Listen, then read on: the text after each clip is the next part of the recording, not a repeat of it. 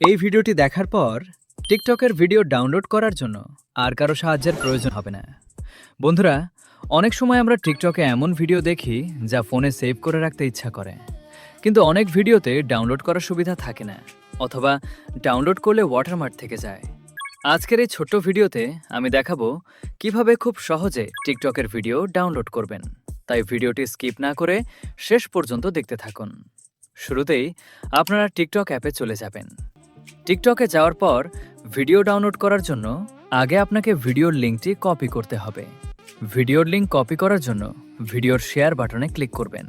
Share বাটনে click করার পর নিচে দেখতে পাচ্ছেন কপি লিঙ্ক নামে একটি অপশন আছে। এখান থেকে আপনারা ভিডিওর লিঙ্কটি কপি করে নেবেন। লিঙ্ক কপি করা হয়ে গেলে টিকটক থেকে বের হয়ে আসবেন। আসার পর আপনার ফোনে থাকা যে কোনো একটি ব্রাউজার ওপেন করে নেবেন। তারপর উপরের সার্চ বক্সে একবার ক্লিক করবেন এবং লিখে দেবেন এস টিকটক। তারপর সার্চ করে দিবেন।